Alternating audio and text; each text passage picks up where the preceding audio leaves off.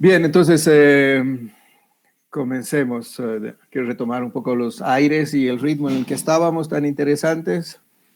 Entonces voy a intentar volverlos a poner en el ambiente que nos ocupa. Entonces, sí, me escuchan, ¿no? Sí, te escuchamos. Sí, sí. Ya, perfecto. Entonces, Bolivia, retos y oportunidades para el desarrollo rural. Voy a hacer una presentación un poco general. Lamentablemente me ha fallado, no he podido ver la presentación de Eugenio, porque yo estaba ahí en mi discurso. Entonces, lo que voy a hacer es presentar una especie de tres tipos de paisajes que quisiera verlos como si fueran tres idealtipos o tres tipos a la manera weberiana de territorios y de paisajes que podemos encontrar en Bolivia. Un poco basados en una categoría, en categorías de derechos de propiedad o de regímenes propietarios, ¿no? La agroindustria, en primer lugar, que el mapa lo muestra como bien disperso, pero en general también están muchos más concentrados, sobre todo en la parte central de Bolivia que estoy ahora con el puntero señalando. Espero que se vea. Después la agricultura familiar y posteriormente al último voy a mostrar un poco los territorios indígenas. Hago esto, ¿sí? No vemos el mapa, todavía está en la primera filmina. Exacto. Gracias, Fernanda. Ok, pero entonces...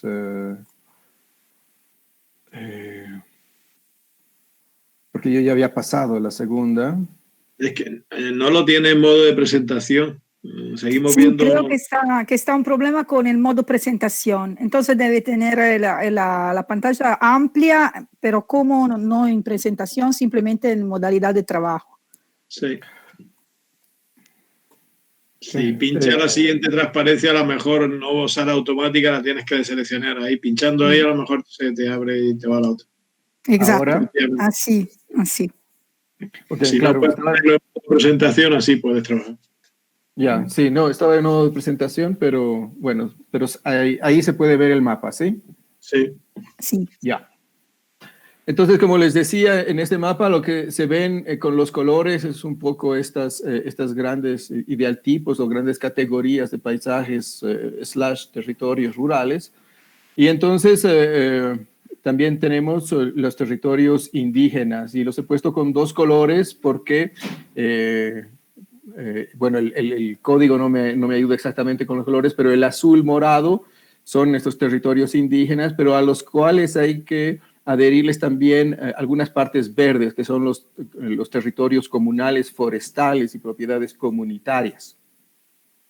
Bien, entonces, para presentar un poco este primer territorio, tenemos a la agroindustria como un modelador de paisajes o como, claro, como, qué sé yo, afectando el territorio y moldeando el paisaje. Una de estos grandes actores es la agroindustria de la soya, pero vale para el maíz, el sorgo, la ganadería. Y estos afectan grandemente el paisaje y los recursos naturales. En la parte superior de esta lámina vemos el 2001, la zona de donde proviene esa foto. Entonces es en la Chiquitanía, un lugar que está sufriendo ahora muchos incendios y vemos pocos de los colores, poco del color rosado, rojo, que nos señala deforestación.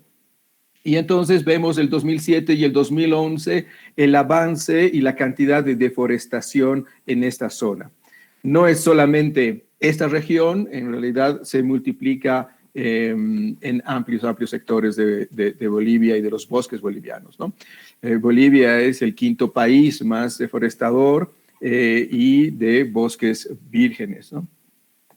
El segundo paisaje que quiero mostrarles para pensar el desarrollo rural es este un poco más tradicional de la agricultura familiar, que está caracterizada sobre todo por, y al contrario de la anterior lámina, por una propiedad agrícola muy pequeña. En la imagen satélite se ven diferentes mosaicos, diferentes piezas, y lo que yo quisiera invitarlos a pensar es que estas no son solamente cultivos diferentes, son en realidad el total de la parcela de una persona.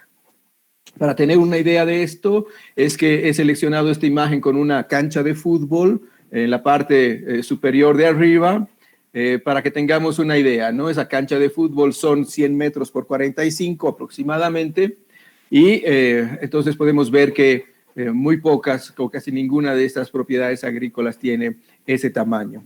Esta es una forma visual de presentar una limitante de este sector para el desarrollo en general, ¿no? Pero a la vez también quiero mostrar estas otras fotografías donde en la parte inferior vemos justamente de la misma región donde viene la imagen satelital, la foto de abajo nos muestra la producción de papa y de haba. En la producción de papa, en realidad aquí tenemos 3 a 4 especies, aunque no se distingue muy bien. Y en esta otra foto, donde nos da una idea de un paisaje, de un territorio mucho más complicado en su gestión o en su gobernanza, donde vemos, sí, la agricultura, pero también hay en el fondo ganadería, vemos un canal de agua, de gestión de agua, y más al fondo todavía, en las laderas, los árboles, que son también bosques y recursos, formas de manejar y proteger las fuentes de agua. Entonces, unos paisajes, altamente diversos. Por último, quiero traer su atención a este otro tipo de paisaje, que si bien no lo menciono no lo muestro como una foto en más grande escala, quiero que piensen en estos bosques como también una altísima diversidad biológica y cultural, ¿no? Biológica en tanto de mamíferos como de aves, y también una riqueza de bosques, de hongos y etcétera, ¿no? Entonces, estos territorios indígenas que en un principio estaban concentrados en las zonas bajas también se extienden a las zonas altas, ¿no? Entonces, tenemos aquí territorios grandes que en total hacen aproximadamente unas 23 millones de hectáreas a nivel de todo el país, y que manejan importante riqueza biológica y cultural. Biológica porque además se sobreponen en muchas ocasiones con los hotspots de Bolivia. Entonces, realmente zonas de altísima riqueza de la biodiversidad a nivel nacional, sí, pero a nivel mundial, ¿no? Algunos de estos bosques son además endémicos, son ecosistemas endémicos únicos en Bolivia. Entonces, así tenemos las tres grandes, digamos, territorios en Bolivia, y ahora quiero pasar a pensar los planes de desarrollo o cómo se ha pensado el desarrollo en Bolivia. Claro, y mostrar un poco estas grandes etapas hacia un desarrollo territorial. Los años 20, los años 40, perdón, empezamos con planes bien nacionales donde lo que se hace es dejar de concentrarse únicamente en las zonas mineras, en el Cerro Rico de Potosí, en la explotación de la plata y del estaño, para dar la vuelta a la mirada, y Bolivia empieza a mirar sus zonas de bosques y empieza grandes proyectos de extensión caminera, de desarrollo de la colonización en estas zonas bajas, y que al final y al cabo, con inversión pública y con las iniciativas regionales de desarrollo, terminaríamos teniendo el desarrollo de la agroindustria en ciertas zonas, como lo he mostrado al principio. Pero también estos planes nacionales han ido poco a poco desarrollando una tendencia, una sensibilización hacia lo regional, hacia lo más territorial. Y esas serían las corporaciones regionales de desarrollo que se organizaron sobre la segunda estructura administrativa a nivel nacional, que serían los departamentos. Aquí hubo una cierta descentralización de las regalías por hidrocarburos y que financiaron iniciativas regionales de desarrollo. Ahora, en la actualidad, los planes hacen una combinación. El Plan de Desarrollo Económico y Social Boliviano parte en primer lugar de un gran plan nacional y que va decantando en planes territoriales. Entonces ha habido una evolución en la inclusión de una mirada muchísimo más territorial, y eso quiero pasar a explicar sin antes criticar un poco o mostrar lo más negativo, concentrándome en lo negativo, de estas visiones regionales nacidas de los planes nacionales. En general, de los años 70, 90, hasta 2000, hasta la disolución de las corporaciones regionales de desarrollo, uno podría decir que estos planes han sido top-down, realmente dirigidos desde arriba hacia abajo, con muy pocas consideraciones de las necesidades locales y bien susceptibles a la captura de las élites. Entonces, finalmente, un beneficio de estos planes de desarrollo, estas formas de desarrollo, para muy pocos o para una élite económica que ya era nacional. Con esto hay una especie de datación, 1970, 1990, donde desaparecen estas corporaciones de desarrollo. Sin embargo, estas prácticas tal vez no se han anulado del todo. Y aquí voy a poner un mal ejemplo de lo que esto implica para el desarrollo territorial. Entonces, el año pasado se ha hecho en el departamento del Beni lo que se llama un plan de uso de suelos, un PLUS, que debería ser un instrumento técnico de ordenamiento de cómo hacemos y qué hacemos en dónde. En el marco del proceso de descentralización que vive Bolivia desde los años 90, finales de los 90, requiere de la participación de todos los habitantes, de todos los actores para el desarrollo. Sin embargo, las críticas que ha despertado este plan han mostrado que uno no toma en cuenta, o más que en el papel, la participación de los actores realmente locales, y no toma en cuenta las áreas de protección y mucho menos lo que es parte de la actividad importante de este departamento del Beni, que son los productos forestales no maderables, ¿no? Frutas del bosque, y que representan importantes cantidades de dinero y son el sustento de muchas comunidades indígenas y campesinas. Al final, entonces, este plus lo que hace es permitir la utilización de las tierras un poco para cualquier uso. Tierras destinadas solamente al desarrollo forestal, que ahora se pueden utilizar para la agroindustria y para la ganadería. Entonces, los planes nacionales, incluso con sus instrumentos técnicos, son susceptibles a olvidar o negar casi el desarrollo territorial rural. En contramano, sin embargo, desde el año 96-97, se marca una tendencia muy importante para la promoción del desarrollo territorial en Bolivia, sobre todo en el aspecto rural. Y esta es la Ley de Participación Popular. Esta es una ley de descentralización, que lo que hace básicamente ha sido utilizar divisiones administrativas en el papel para crear realmente municipios. Previamente, los únicos municipios que tenían una existencia eran aquellos de las grandes ciudades capitales del departamento. A partir de su promulgación, en cambio, se crean 311 municipios, ahora son 331, que tienen la cualidad de promocionar o alentar la elección local de representantes, y a los cuales se les dota de ingresos por la cantidad de población. Entonces, reciben derechos políticos y recursos económicos sin muchas restricciones.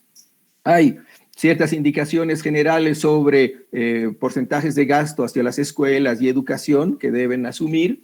Hay ciertas responsabilidades que se les dictan, pero también una enorme libertad para su organización. Hay ciertas condicionantes que son muy interesantes en el marco de pensar el desarrollo territorial.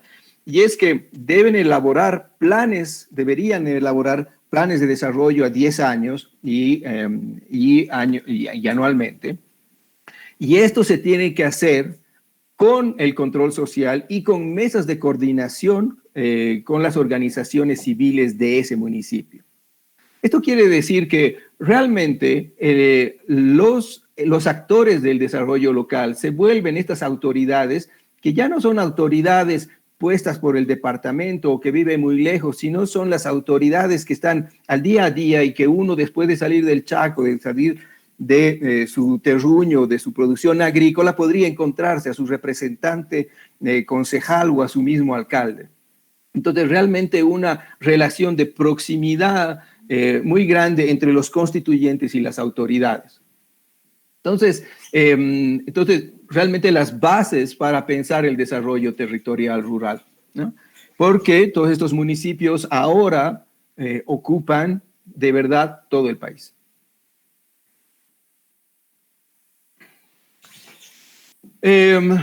No quiero, uno podría pasar 20 minutos o una hora intentando hacer un balance sobre sus éxitos o problemas, pero quiero señalar solo algunos cuantos de estos. Claro, en cierta forma ha sido difícil para estos nuevos municipios, para estas autoridades con nuevas responsabilidades, realmente promocionar un desarrollo local. Y se podría criticar las inversiones de una canchita de fútbol aquí y otra canchita al otro lado y unos baños, y criticar diciendo cuánto realmente esto promociona un desarrollo local, ¿no? Sin embargo, hay estudios que destacan las inversiones sociales en términos de educación y de salud y como que han llegado a elevar los índices. No en todas partes, pero sí hay. Sin embargo, yo quiero resaltar otras acciones que me parecen muy importantes y que uno podría, y que estas acciones positivas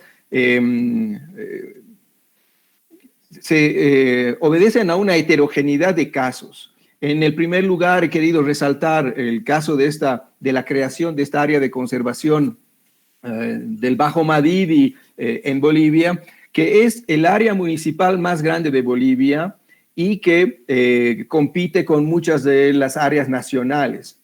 Esta área además está destinada a proteger los últimos bosques realmente pristinos de Bolivia.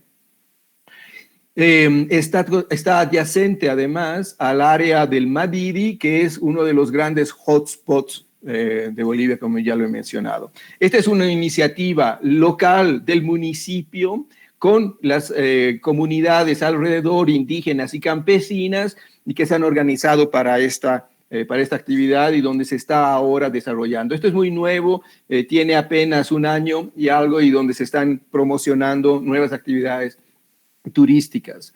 Abajo, en cambio, tenemos una iglesia de 1600, heredada de los jesuitas en otra región de las tierras bajas de Cochabamba, y es la iglesia de San José de Chiquitos.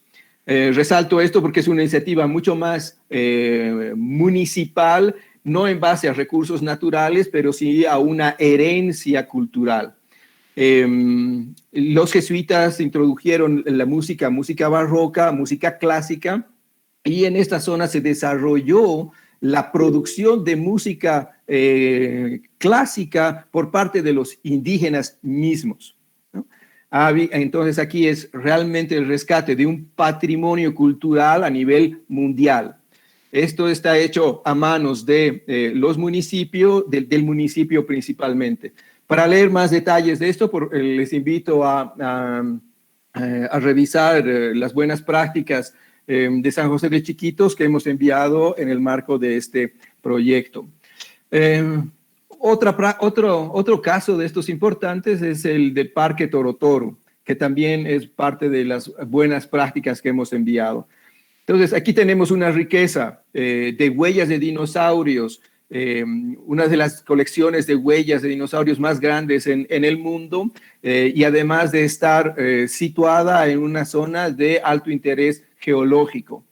Aquí ha habido la unión entre organizaciones urbanas, digamos, del poblado de Toro Toro, con las comunidades campesinas, con el municipio y además el Ministerio de Turismo, de Medio Ambiente, de Conservación, para hacer de esto realmente un polo turístico, ¿no?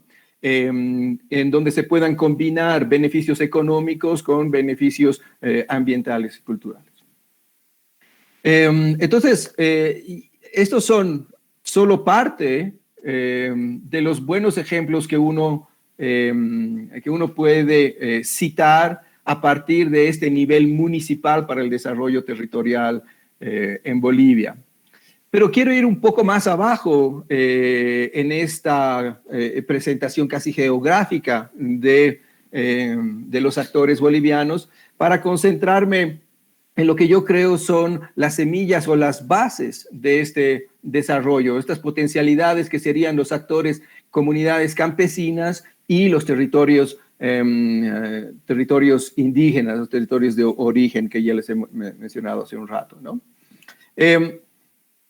Entonces, las comunidades campesinas de verdad han sido vapuleadas a lo largo de toda la historia de Bolivia. Tal vez los españoles respetaron muchas de sus instituciones o su propia existencia, aunque hubieron intentos de cambiar su configuración y establecer reducciones indígenas, rompiendo un poco, digamos, el control de estas comunidades sobre la tierra, pero que se mantuvieron todavía. Tal vez los ataques más furibundos o los peores ataques al funcionamiento de estas estructuras de gobernanza fueron en los primeros 20 años de la época liberal de Bolivia, y donde se quiso establecer un mercado de tierras y para lo cual se rompía el control sobre la tierra de estas comunidades.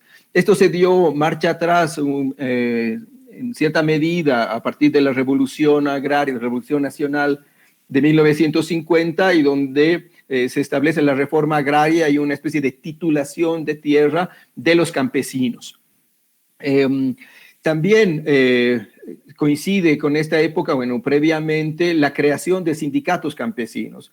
Es que entonces, en realidad, en el área rural, los sindicatos campesinos con esta reforma agraria retoman una nueva vida, una nueva presencia en toda Bolivia, y que se iría profundizando con las otras reformas agrarias de la del 96 y la del 2010, incluyendo ya no solamente la propiedad individual, pero las propiedades comunales. Entonces, el saneamiento de tierras, la titulación, la otorgación de derechos propietarios a campesinos e indígenas es algo a tener en cuenta, y ha avanzado Bolivia a un 85% de su territorio nacional. En cierta manera, esto deja al Estado boliviano con poca tierra fiscal.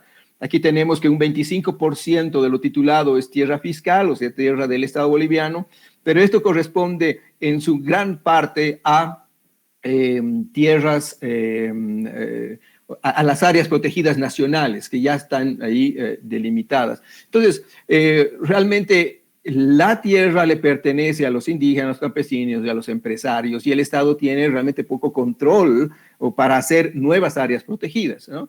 Las áreas protegidas ahora vienen de la mano de los municipios y ya no tanto del gobierno nacional. Entonces, las comunidades campesinas son la llave, son la célula madre del desarrollo territorial. ¿Por qué? Porque ahora tenemos en esta foto una imagen del municipio de Batallas, al lado del lago Titicaca, de aproximadamente unos 50,000 habitantes, y lo que nos muestran los colores del lado izquierdo, en morado, azul, verde, son en realidad subcentrales. Estas centrales son la suma de comunidades más pequeñas, de comunidades, de las verdaderas comunidades que vemos aquí enmarcadas en rojo, ¿no? A este costado vemos un zoom sobre esta comunidad y lo que quiero resaltar es que esta comunidad hace no solamente el manejo o controla el acceso a la tierra cultivable, pero también al canal de riego que atraviesa la comunidad y hace el manejo de un pedazo de tierra que es de uso común, que es de todos, ¿no?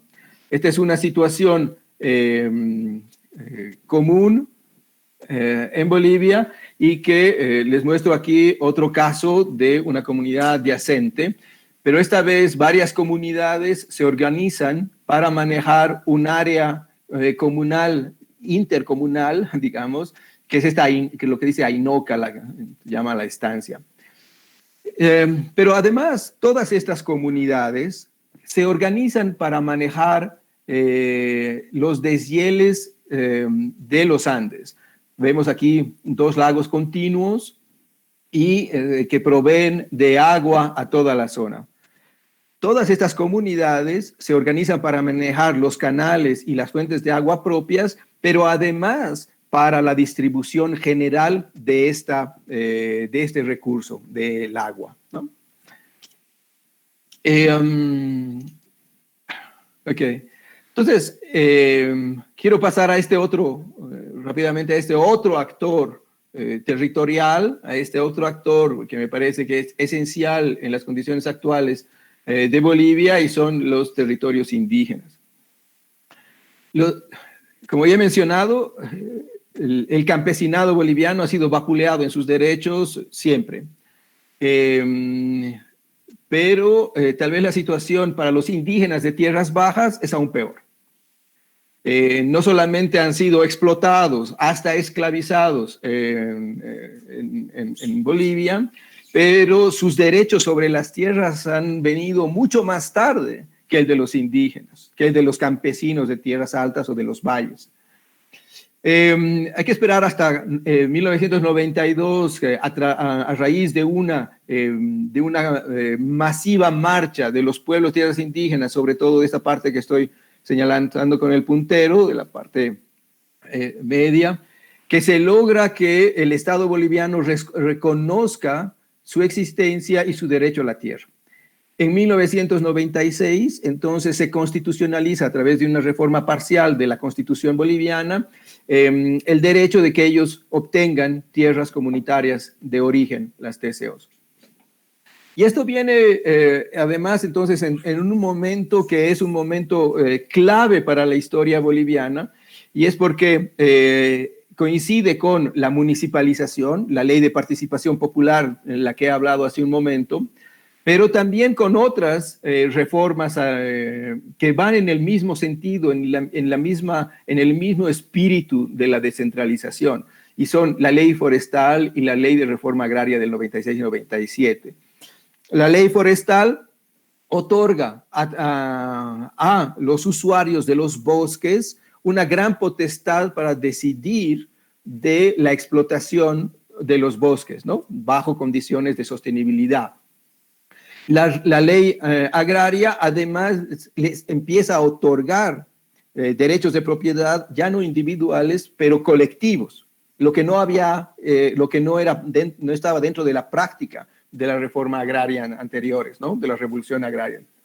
Entonces, es recién en estos años, en la primera mitad de 1992, 1995, que se llega a reconocer los indígenas de tierras bajas. Entonces,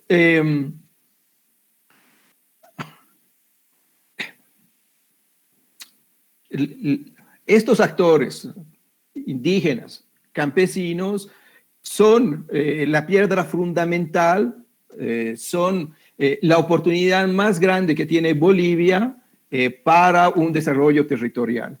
Y como ya he intentado marcar en las diapositivas, si vemos el ejemplo de un municipio, la verdad, todo el municipio es solo la suma, todo el territorio de un municipio es solo la suma de las unidades más pequeñas, de las comunidades. Básicamente, uno no puede pensar en un municipio, en el territorio de un municipio que no tenga una comunidad. Y todas estas comunidades tienen por costumbre, tienen o lo han estado haciendo un manejo de la tierra, del agua, de los bosques, etc. Entonces, son de facto para muchos temas los verdaderos gobiernos locales. Como ya he dicho, regulan quién accede a la tierra. Uno puede comprar tierra físicamente, monetariamente, puede tener las posibilidades de pagar el precio de un pedazo de tierra.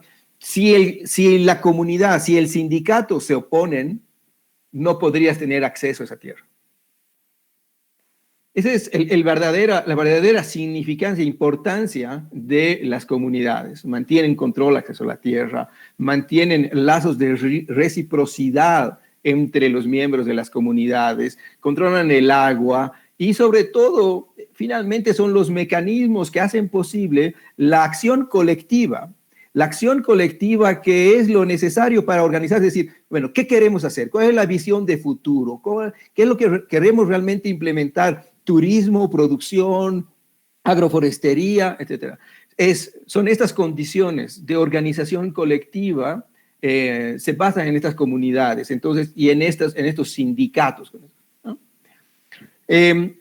Varios estudios ya han mostrado los beneficios, los múltiples beneficios de la gestión comunal, ya sea indígenas o ya sea de campesinos. Múltiples beneficios económicos y ecológicos. Conservan mejor los bosques y obtienen buenos ingresos económicos o apoyan a una seguridad en términos de ingresos, seguridad alimentaria también, ¿no es cierto? Entonces, y Bolivia puede, y hay una pleyada de buenos ejemplos.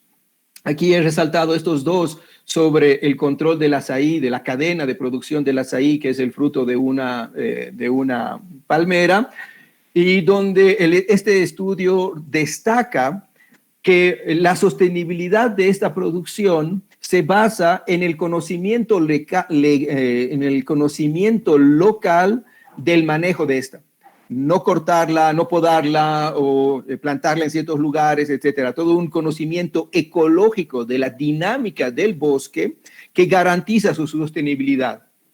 Sobre este conocimiento local se han organizado asociaciones comunales que han empezado con una producción de esto.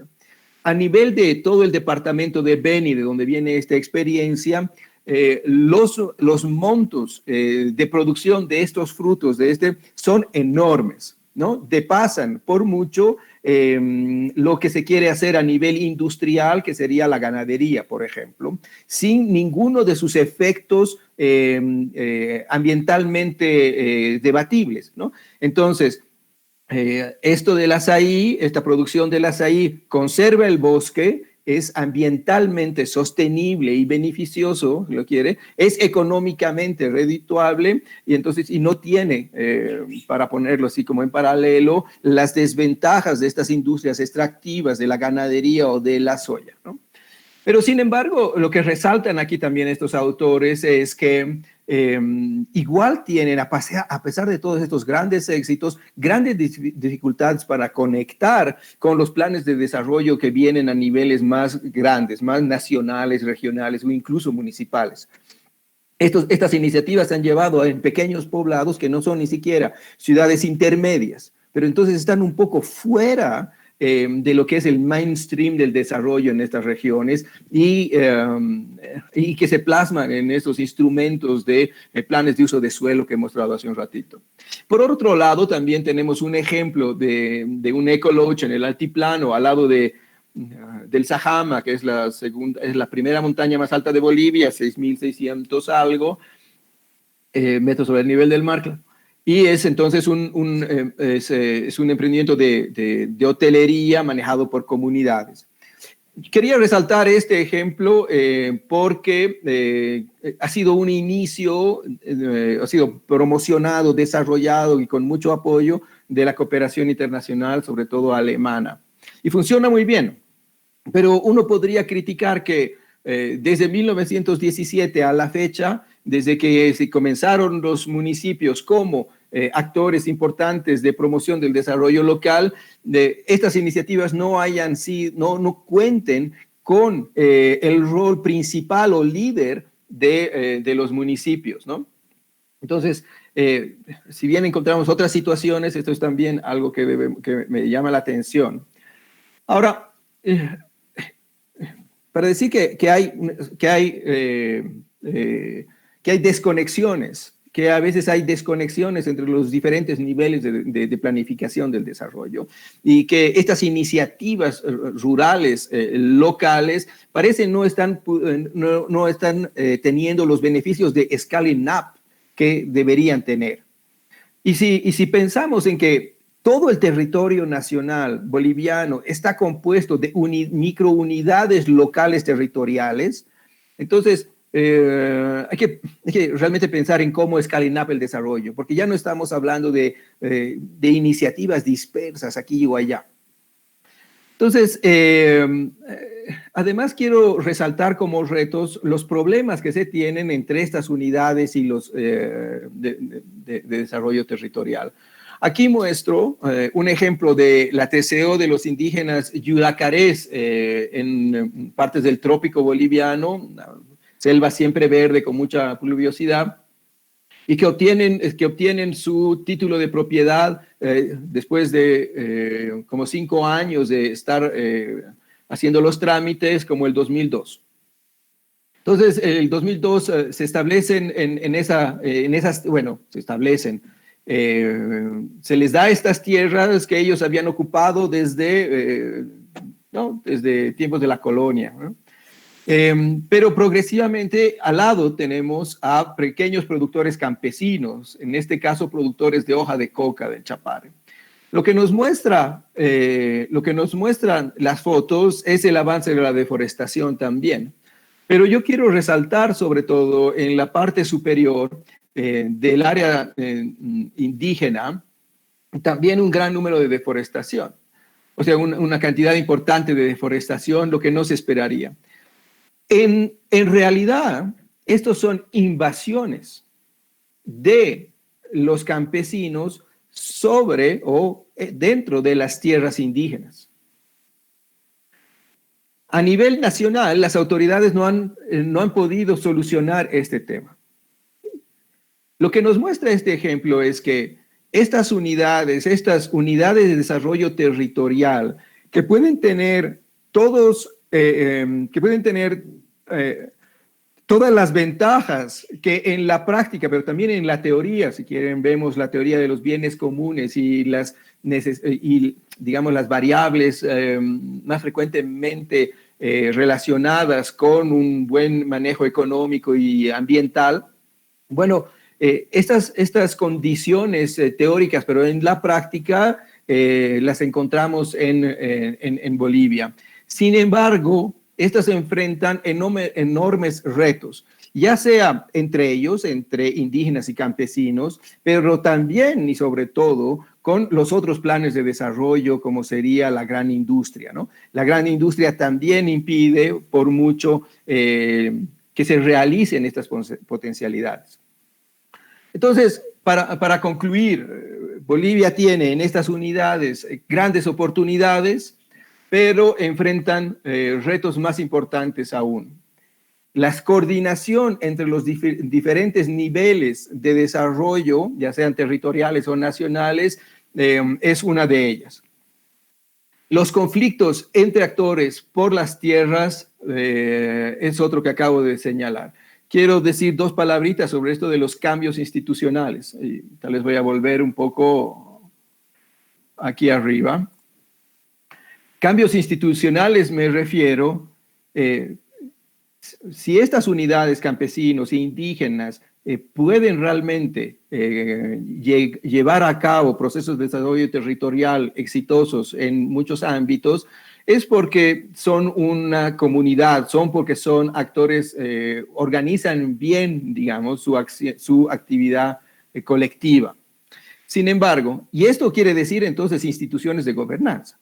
Básicamente es de lo que estamos hablando, que se ponen de acuerdo para gobernar sus recursos, su territorio. Pero en esta sección, por ejemplo, de estos lagos, nos encontramos aquí solamente a unos 30 kilómetros de la ciudad de La Paz y del Alto, la más grande metrópolis de Bolivia, que tiene grandes problemas de agua. Lo que está el gobierno nacional realizando son planes para llevar agua de estas lagunas hacia el consumo urbano. De una manera muy amable, diciéndoles, miren compañeros, les voy a dar un pozo de agua a este lado, otro proyecto aquí, voy a mejorar sus condiciones allá, etc.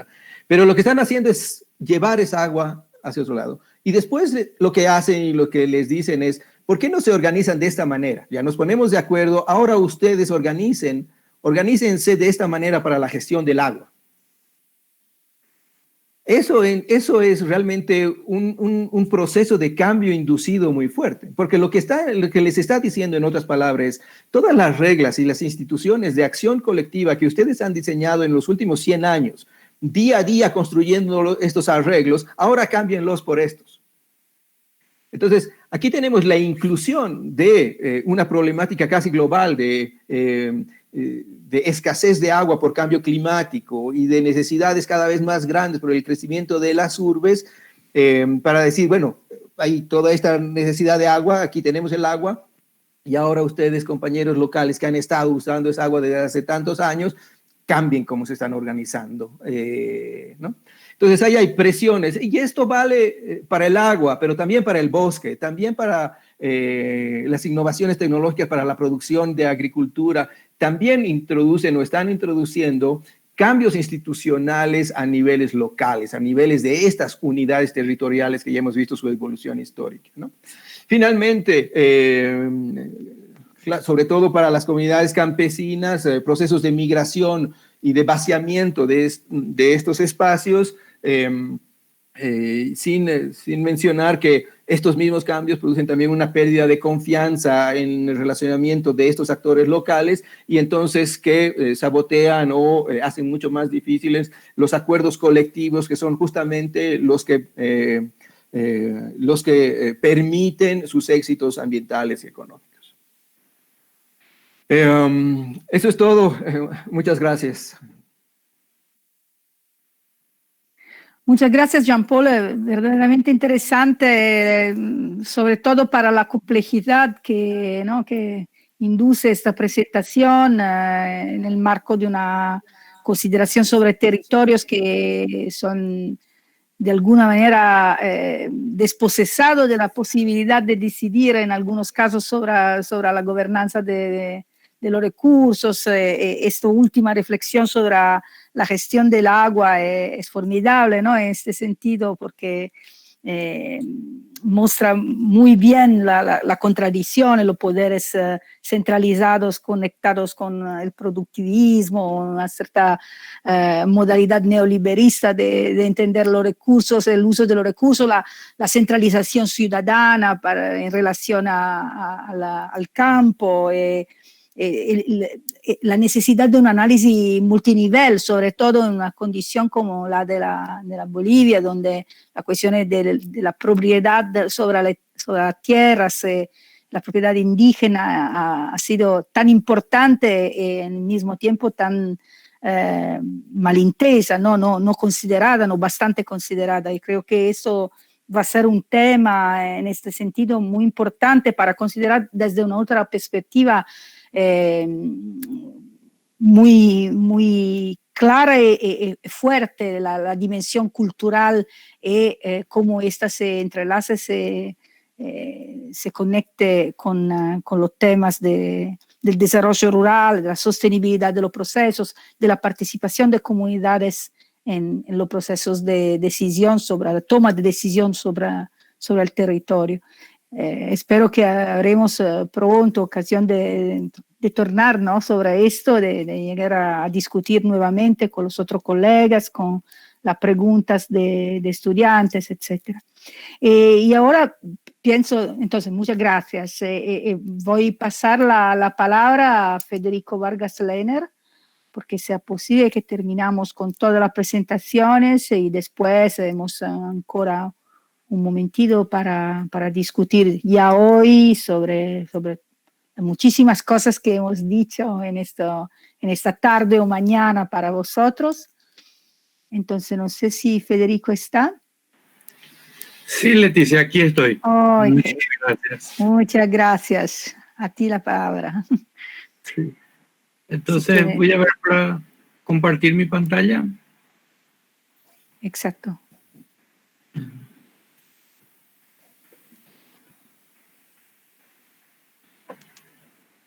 Me avisan, por favor, si se ve. No, ancora no se ve en este momento. ¿Ahora? Ahora creo que está ok. Ahora sí, ahora se puede ver. Dale. Muchísimas gracias. Yo voy a hablar un poquito sobre lo que estuvimos viendo sobre la conservación y valorización del patrimonio biocultural de Paraguay, ¿verdad? Estoy en representación de la Universidad Nacional de Asunción. Entonces,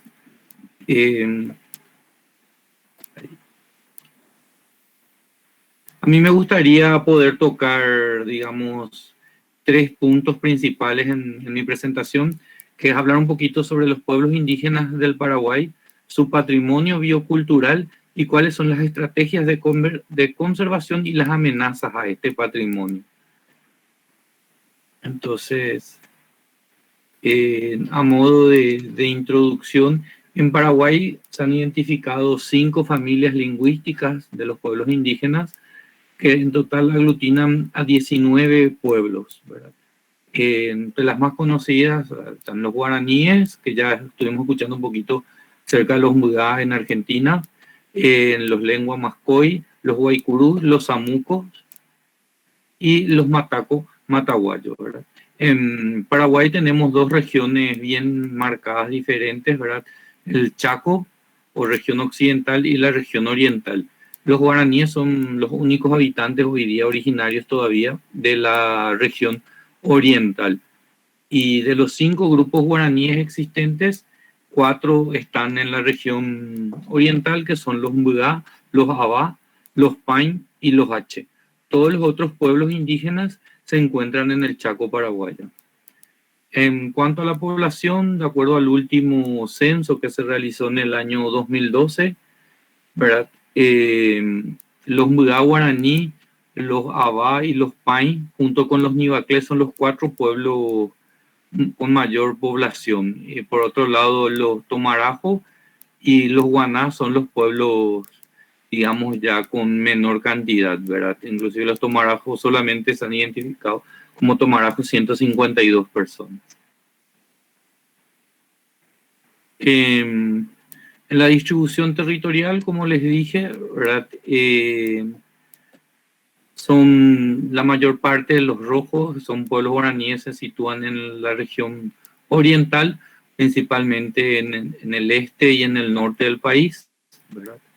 De la región oriental, y en el Chaco los demás pueblos. También hay grupos guaraníes en el Chaco, ¿verdad? Que son los guaraníes occidentales en el centro y los guaraníes ñandeva ya hacia la frontera con Bolivia, además de los otros pueblos.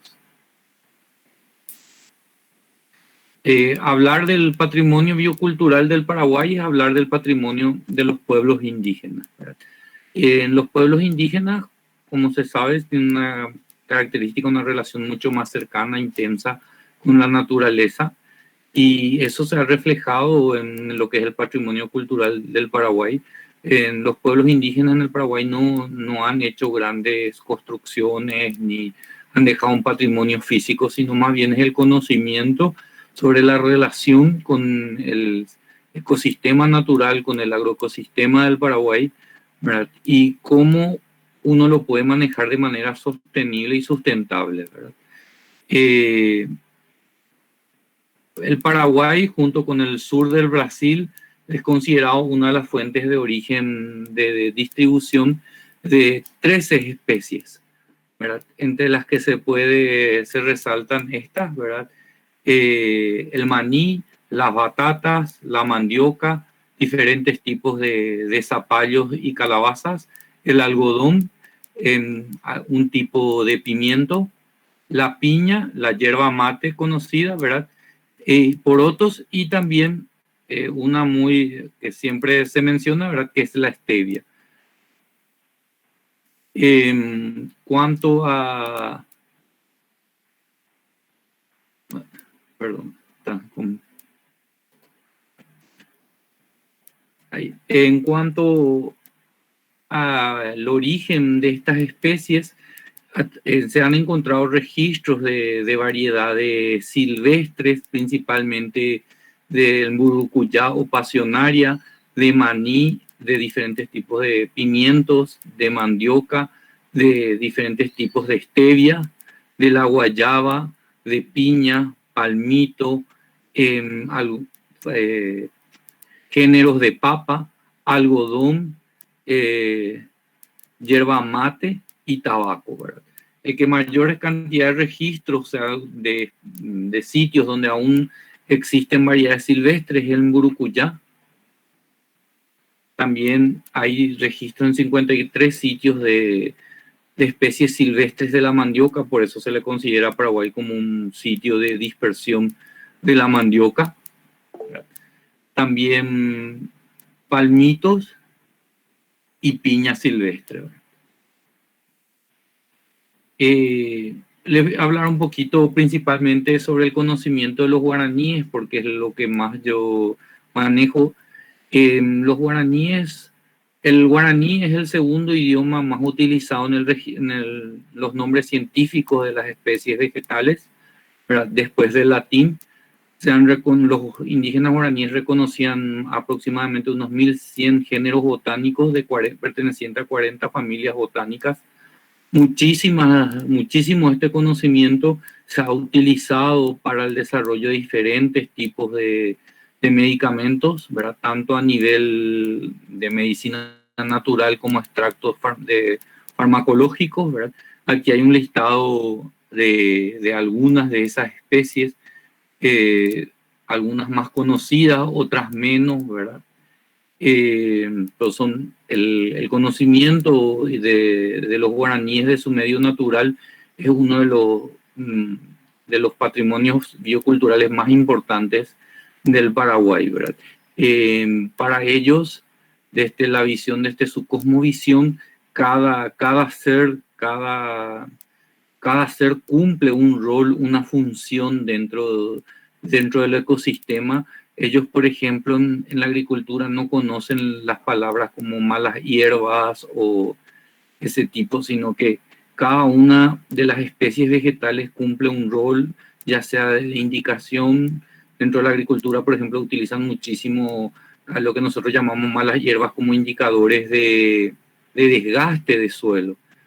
Ciertos tipos de hierbas indican suelos ácidos, deficiencias en algunos nutrientes. También es el momento de dejar descansar el suelo, ¿verdad? Entre otras cosas. También de manera, por ejemplo, de acuerdo a una investigación que se realizó en una comunidad indígena en el norte del Paraguay, de la región oriental, en la zona de la Mambay, se identifican 26 especies comestibles de frutos del bosque y 12 especies comestibles de frutas de los campos, ¿verdad? Uno de los más conocidos y más aprovechados hoy en día a escala industrial es el KGE, tiene su origen dentro de la agricultura guaraní. Es una especie utilizada más como medicina, como parte de la medicina natural. Otras especies muy conocidas también como el tabaco. El tabaco es un elemento importante dentro de los rituales religiosos, al igual que la yerba mate, ¿verdad? Que son especies que hoy en día tienen alto valor comercial y que tienen su origen dentro de lo que es el manejo de la naturaleza de parte de los indígenas guaraníes, ¿verdad? Además de este patrimonio natural, también en Paraguay hay 19, como dije, 19 pueblos indígenas pertenecientes a 5 familias lingüísticas, y muchos de estos idiomas están en un proceso de degradación o de pérdida. ¿verdad? Como son principalmente tres, que son el Angaité, el Aba Guaraní y el Guana, ¿verdad? Desde donde el Estado está desarrollando algunas estrategias para tratar de conservar estos idiomas, ¿verdad? En Paraguay siempre se caracteriza mucho por ser un país bilingüe. En la Constitución está establecido el guaraní como un idioma oficial del país, al igual que el español, pero hoy en día ya existen pocas personas que hablan el guaraní propiamente dicho, ¿verdad? El idioma en Paraguay tradicionalmente hoy es el yopará, que es una mezcla del español con el guaraní.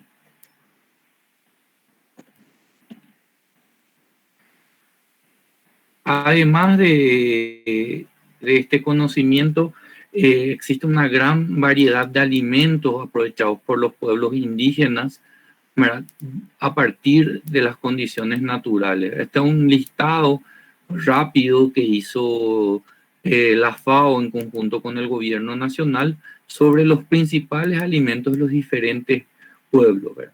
Dentro de la cultura guaraní, si bien la cultura guaraní es originaria del Amazonas, ¿verdad?, la cultura guaraní es una cultura del maíz. Es el maíz la planta sagrada y todos sus rituales religiosos giran en torno al maíz. Tiene bastantes similitudes con culturas más de Mesoamérica, no tanto amazónicas, ¿verdad? Pero también tiene importancia dentro de la cultura guaraní otras especies como son la batata, la mandioca, el poroto, ¿verdad? Y también entre los pueblos chaqueños, si bien se los cataloga normalmente como cazadores recolectores, la mayoría de los pueblos chaqueños también tienen o contaban con diferentes especies vegetales cultivadas, ¿verdad?, como algunos tipos de zapallos, de batatas, de mandioca, de tunas, ¿verdad?, que cultivaban o siguen cultivando en algunos casos como alimento principal. ¿Cuáles son las estrategias de conservación que se está realizando en Paraguay hoy día?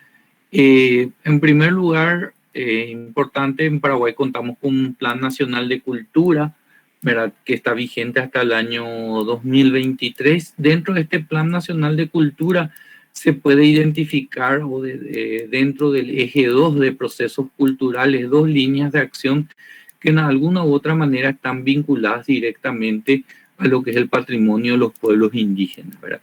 Ambas líneas hablan sobre la protección y promoción de las culturas indígenas y el fomento del bilingüismo y la protección de la diversidad de lenguas indígenas. Pero más allá de esto, no se vislumbra una estrategia gubernamental directa de apoyo y protección del patrimonio biocultural en Paraguay. Sí se cuenta con el apoyo de algunos organismos internacionales. Dentro de esto se puede destacar lo que es el proyecto del PNUD, que impulsa lo que se llaman territorios y áreas conservadas por pueblos indígenas y comunidades locales. Los TICA, ¿verdad?, que lo que buscan es mejorar que los propios pueblos indígenas puedan conservar, manejar y recuperar las áreas donde ellos hoy en día están viviendo, las áreas que ellos ocupan, ¿verdad? Hoy en día se está trabajando para que esto sea reconocido como un tipo de manejo de los recursos naturales, como áreas de preservación o de manejo de recursos naturales aquí en Paraguay, ¿verdad?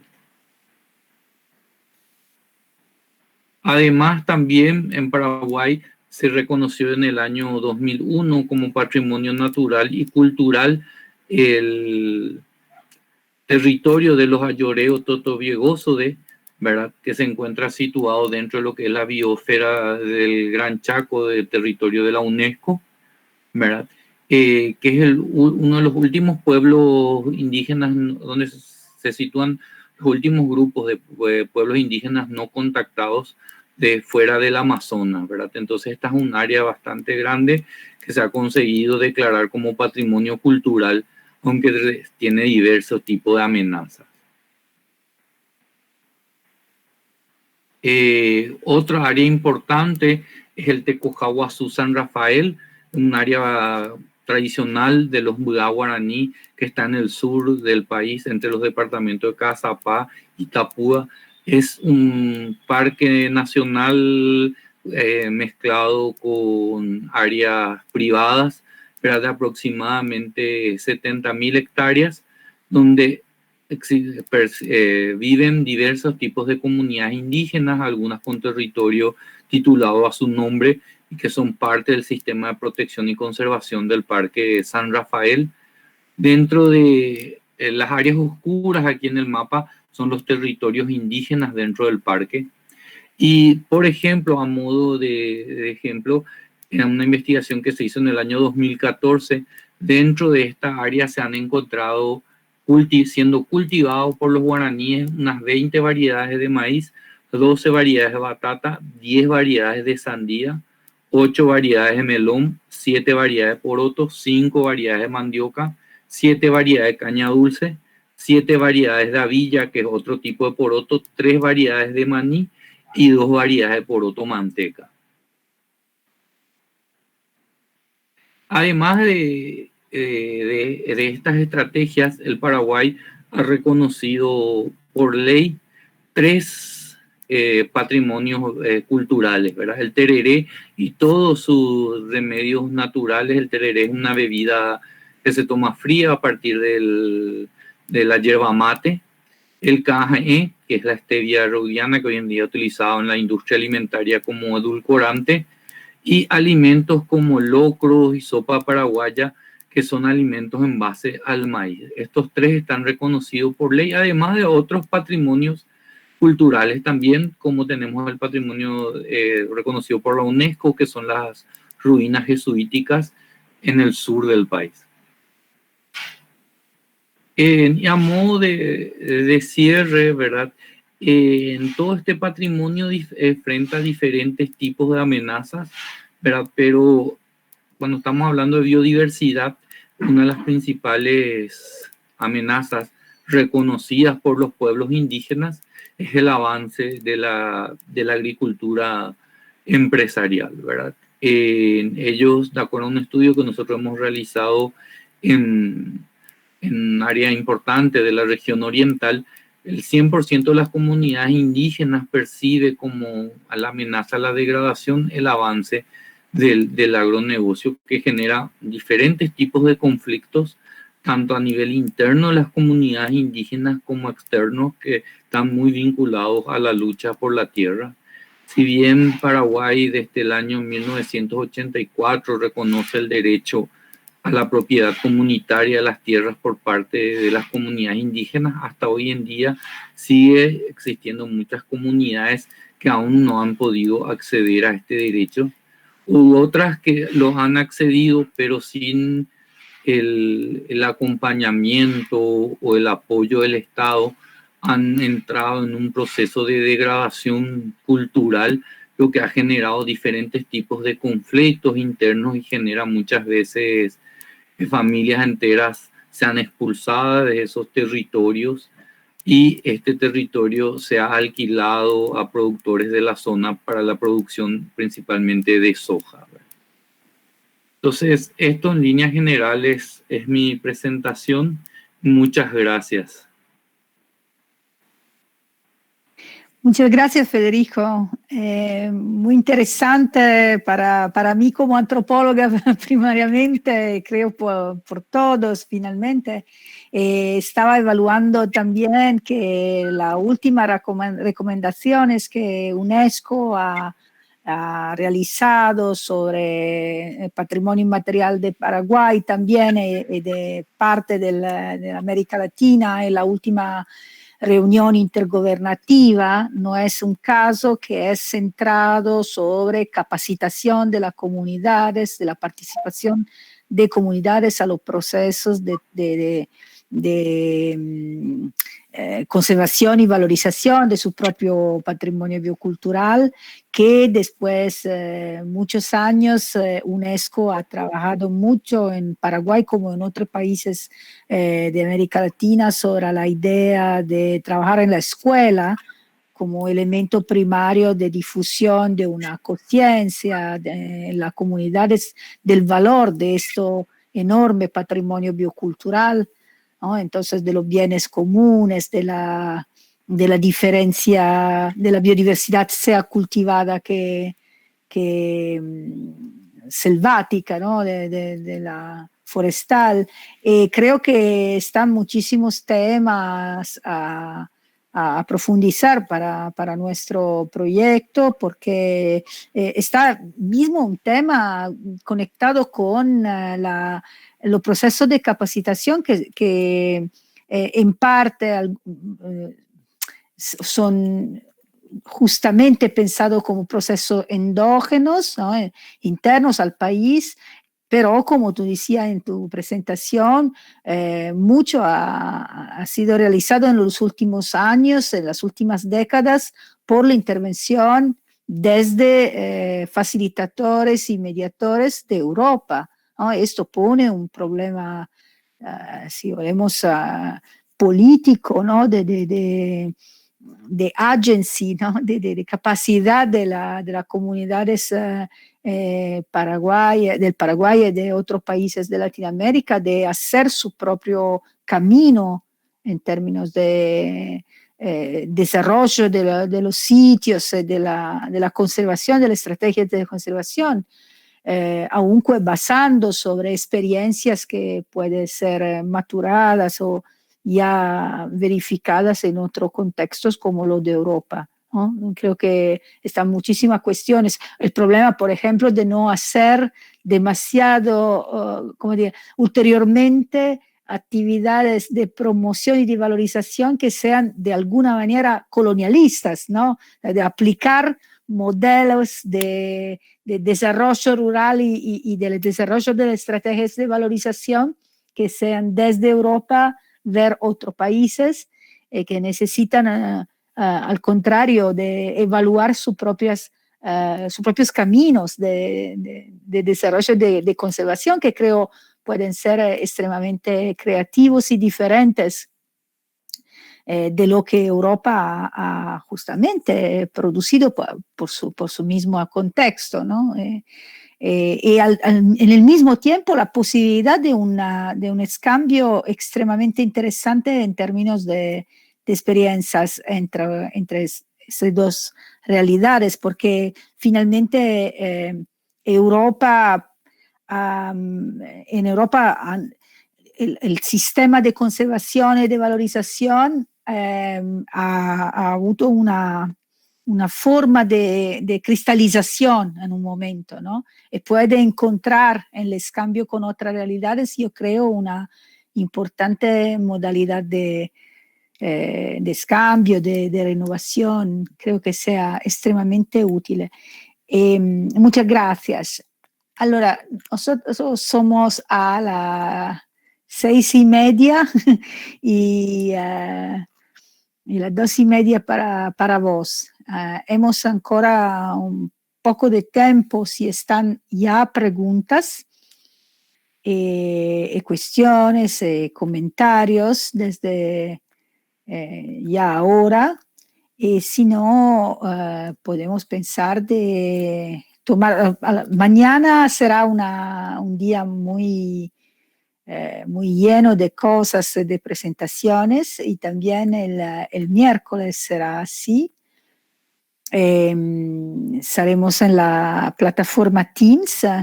Lo que ya vos digo para la organización, que voy a cambiar todas las direcciones de las Meet previstas para el futuro, de manera que no sea más posible de hackearlas.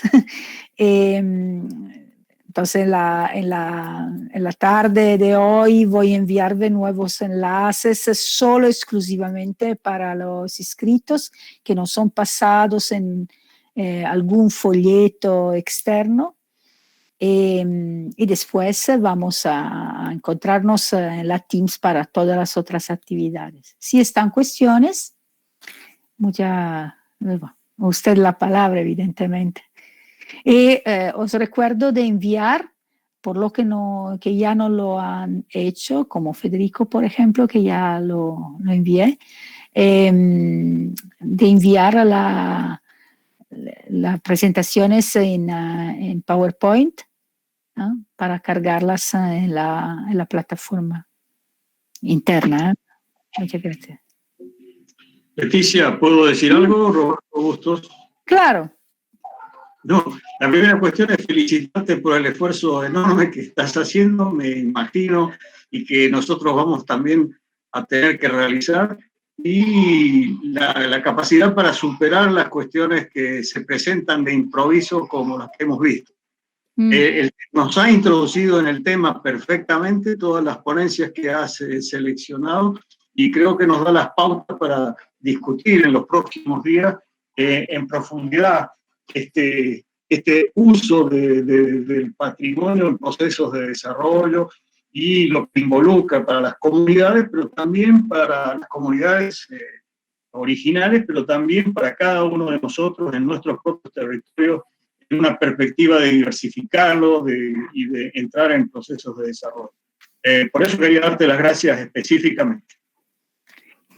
Muchas gracias. No, creo que mí también que sea una increíble cantidad de temas, de solicitaciones. Por lo que concerne los próximos OIC, creo que podemos pensar un momento cómo organizar todo de manera que no sea posible demasiado incursiones, digamos, del exterior, pero creo que ese modelo de confrontación entre nosotros sobre temas que sea posible de transmitir al exterior con la página Facebook y el canal de YouTube sea una ocasión también para, como decir, diseminar al exterior del proyecto un debate, una riqueza que está en este entrelace y confrontación entre multidisciplinariedad y multilocalidad finalmente, ¿no? Porque creo que esto sea un valor adjunto extremadamente grande de esta proyectualidad, ¿no? Desde este tema, pero ya pienso en los temas sucesivos del próximo OIC también, ¿no? La confrontación entre formas de gobernanza de los territorios, de los procesos de desarrollo, de la confrontación sobre la biodiversidad y la gestión, el menaje de los territorios, la relación con la biodiversidad y la naturaleza, del desarrollo endógeno y también la de la multiculturalidad y del desarrollo multicultural en las diferentes naciones. Son temas que creo van a individuar pistas y caminos increíblemente ricos. Estoy también muy feliz e entusiasta de esta posibilidad. Intentamos de buscar un momento de confrontación organizativa también en esto primero OIC para evidentemente refinir, afinar algunos elementos de organización también, de metodología. Seguro que esto es de alguna manera un test, ¿no? Un primer test de organización, y pensamos ya que esto es un laboratorio que es pensado para ir ver una dirección que es la de sistematizar esta oferta formativa, que creo sea nuestro desafío mejor, ¿no? De pensar si este tipo de modelo formativo puede devenir entrelazando también con otros colegas, con los proyectos Suster, por ejemplo, que que nos sigue, que está igualmente desarrollando sus propios cursos, de poder pensar a una oferta formativa estable y sistemática sobre estos temas, con este enfoque multidisciplinario y multilocal que creo sea portentoso. No sé cómo se dice en español, pero es decir, extraordinario.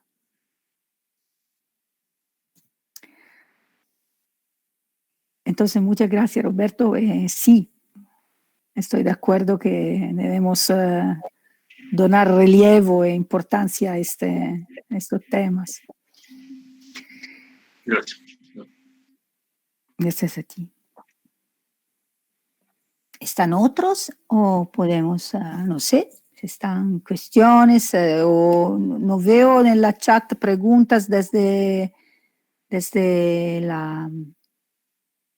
los estudiantes?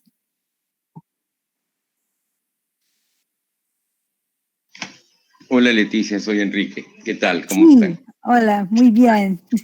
Muy bien. Yo quería profundizar un poquitito más en lo que es biocultural, lo que presentó Federico.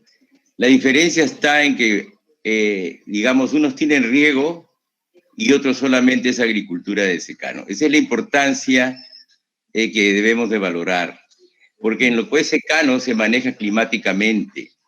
Y si uno ve especies de que las comunidades dependen, en el Chaco nuestro ha habido un año de sequía, pero han sobrevivido. Ahí está la importancia del conocimiento ancestral, porque tradicional para nosotros es otro, pero para lo que estudiamos estas cosas le llamamos conocimiento ancestral.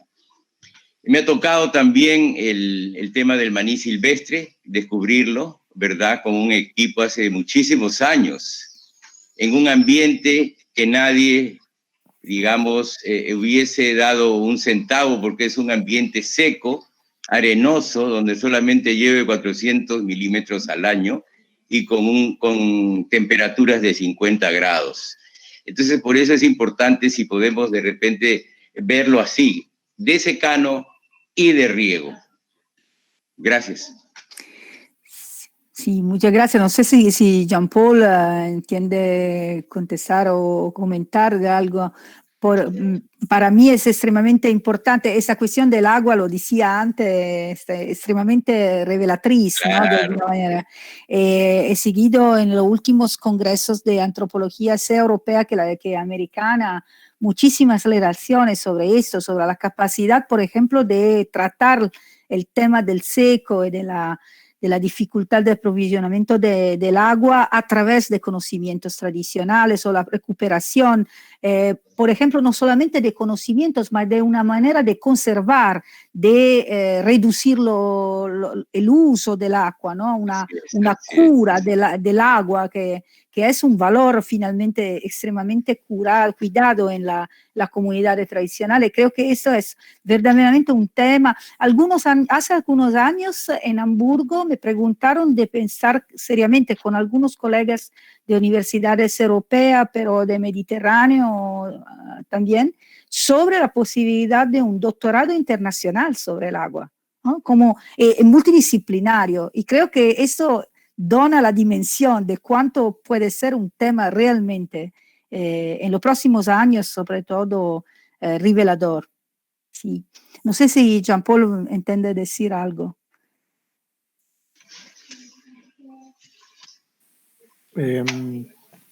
Sí, además de eso, yo creo que hay este conocimiento local de la gestión.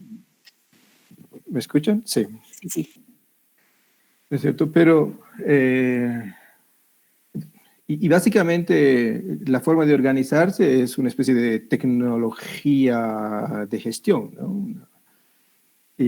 Pero yo creo que también en lo que se está haciendo un poco en la Universidad Católica aquí en La Paz, y es que se están introduciendo unas nuevas tecnologías de bajo costo para ayudar a los comunarios, digamos, campesinos, a analizar el agua, ya sea para contenidos orgánicos o metálicos de contaminación, ¿no? Entonces, si bien hay un conjunto de saberes locales que pueden ser bioindicadores, la introducción de estas nuevas tecnologías y el diálogo con la universidad y este conocimiento, que sé yo, de ingeniería hidráulica, biología y etcétera, en estas sumas de estos proyectos, digamos, intertransdisciplinarios, de diálogos entre saberes, están básicamente produciendo nuevos conocimientos locales. Yo creo que esa es otra forma de ver, no es solamente una recuperación de recuperamiento, sino al entrar en este diálogo con una introducción de nuevas tecnologías desde la universidad y las prácticas, digamos, del conocimiento local, ahora hay ahí una génesis de conocimiento práctico que también vale la pena relevar. Disculpadme, porque tiene que salir una cosa que me han llamado abajo desde el foro y yo he tenido que salir, ¿no? Y acabo de incorporarme otra vez. Y justo cuando me incorporé estabais hablando del tema de agua, no sé en qué sentido lo estabais comentando, me supone cuando estaba hablando Jean-Paul de los problemas de abastecimiento de agua, ¿no? Pero yo he trabajado con otros compañeros en temas de patrimonio agrario, lo que hemos llamado nosotros patrimonio agrario, y que tiene que ver con el caso de los regadíos históricos, en este caso concreto de La Vega. Cuando he presentado a Andalucía y he dicho aquí está Granada, se vio una mancha verde clarísima, eso es la Vega de Granada. Esa Vega de Granada está articulado sobre la base de unos regadíos que se hicieron en el siglo XI y que han seguido funcionando igual. Es verdad que está cambiándose mucho porque se están introduciendo sistemas de regadío, pues bueno, centralizados por goteo y tal, pero las técnicas de regadío, de tandas y de establecimiento de horarios, de cuándo riega cada uno, eso y la estructura de las grandes acequias que llevan el agua desde la Sierra Nevada hasta la Vega de Granada, eso es una cosa que se hizo en el siglo XI. Es decir, con Pepe Castillo, que soy con el que estoy trabajando en esos temas, y hemos trabajado mucho, él siempre que va a dar alguna charla, alguna cosa, lo dice, es decir, protegemos el Albaicín de Granada porque las calles, las piedras, y son del siglo XI y no nos preocupamos de proteger la misma estructura de un regadío que se ideó, se planteó y sigue siendo el mismo desde el siglo XI en adelante, y eso en todos los regadíos históricos de de Granada, porque he trabajado yo, pero lo mismo pasa con Alicante y tal, son las mismas técnicas de riego. Es decir, bueno, se está transformando, han cambiado evidentemente las lógicas de cultivo, porque bueno, ya hay cultivos que no son o que no son rentables y se están transformando y estamos en un proceso un poco de crisis ahí con ese tema, ¿no? Pero parece que lo que tiene que ver con la agricultura, con la ganadería, con las actividades agrarias, no tiene valor. Si va ligado a los temas de urbanismo, se protegen las calles del Albaicín, no pueden ni mover una piedra porque está patrimonio que se te echa encima. Y sin embargo, se permiten modificar cauces de acequias o entubar acequias históricas del siglo XI. Y yo creo que esa es una pelea con la que tenemos más allá, digamos, del papel que juega el agua básico para el desarrollo de la vida de cualquier ser vivo, ¿no? Incluido la agricultura, ¿no? Pero me parece que es un valor enorme el patrimonio agrario y el patrimonio hidráulico, vaya, me parece que es esencial. Aquí es que tiene 1000 años de historia. Es que no estamos hablando de 4 días, por lo mismo que pasa en muchas zonas de América Latina. 1000 años de historia. Y lo estamos cargando pues porque las urbanizaciones crecen, porque además crecen de una forma difusa y la ciudad se expande de forma difusa y en fin, y es una locura, ¿no? Pero es un valor, me parece muy importante tener en cuenta. Claro. Si ibais en ese tema o no, pero es que me he incorporado y he sentido lo del agua, la importancia del patrimonio del agua y tal, y entonces es que he tenido que salir por una cuestión personal. Sí, sí. Claro, no, es verdad. Creo que en la presentación de Federico también, ¿no? Estaban elementos de ese tipo, ¿no? Esta cuestión del uso típico de comunidades de los recursos, ¿no? que creo que sea verdaderamente un elemento de valoración importante, ¿no? de nuestra reflexión sobre el agrario, la reconstrucción del enlace al pasado, pero al mismo tiempo la capacidad plástica de reutilizar conocimientos antiguos y tradicionales en una clave de innovación, de recuperación positiva en la modernidad, ¿no? Que sostenible, más sostenible que lo solamente tecnológico, que en muchísimos casos riesga de ser no bastante respetuoso de la naturaleza, ¿no? De esta relación al natural. Muy bien. Sí, Leticia, ¿podría agregar algo? Sí, Sí, claro. justamente hablando sobre ese tema, yo considero, hablo siempre de la cultura guaraní porque es la que más conozco, que la cultura guaraní tiene un amplio conocimiento sobre el manejo ecológico, ¿verdad?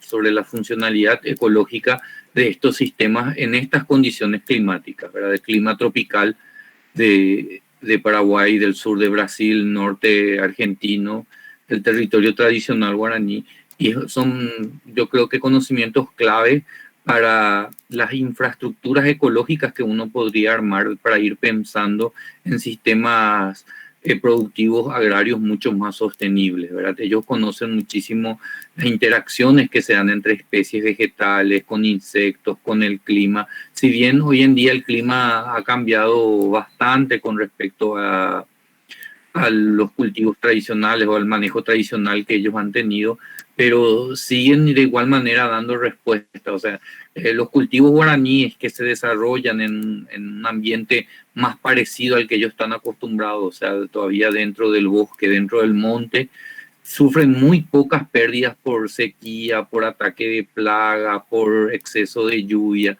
Lógico que eso hoy en día es muy difícil porque casi ya no hay montes, ¿verdad? Entonces, pero ese conocimiento de cómo manejar, para nosotros nos sorprendió mucho, porque hay comunidades indígenas donde ellos nunca han tenido un episodio de ataque de plagas o no identifican las plagas, ¿verdad?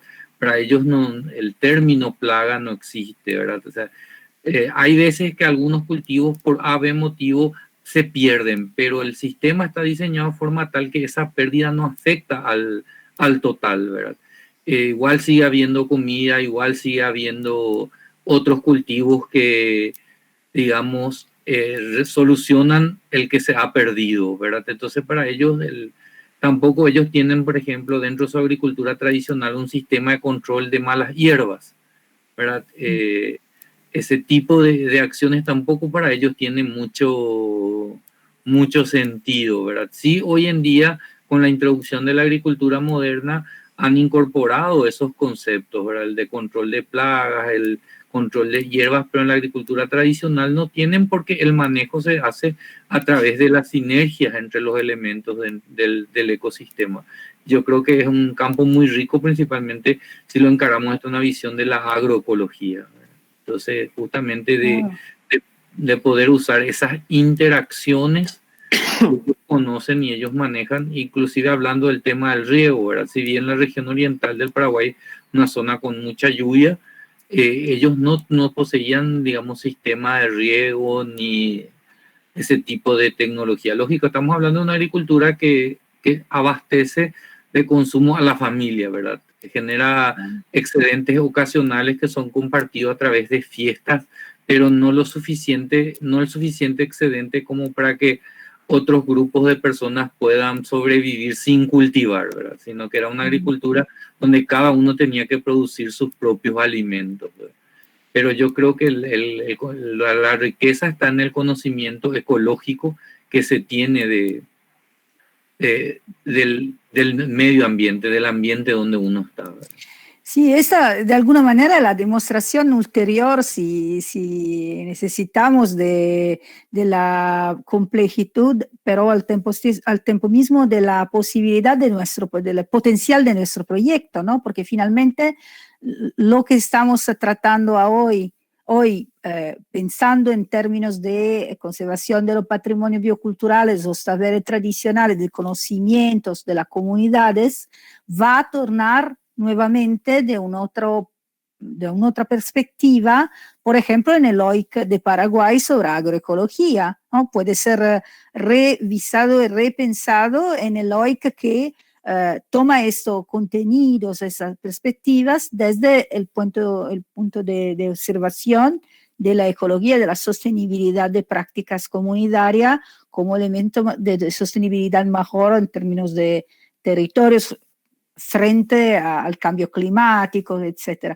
Entonces yo creo que si pensamos en términos, eso lo digo para los estudiantes también, ¿no? Si empezamos a pensar en términos de complejidad de la oferta, es verdad que los estudiantes siguen un hoy que no un otro, pero complexivamente, por ejemplo, simplemente siguiendo a todos los webinars de presentación, ellos pueden haber una perspectiva muy diferenciada, ¿no? Y plural, ¿no?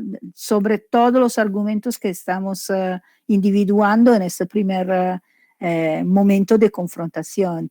Entonces, eso me rende muy feliz porque creo que está muchísimo potencial y perspectivas positivas por ese camino. Gracias a todos.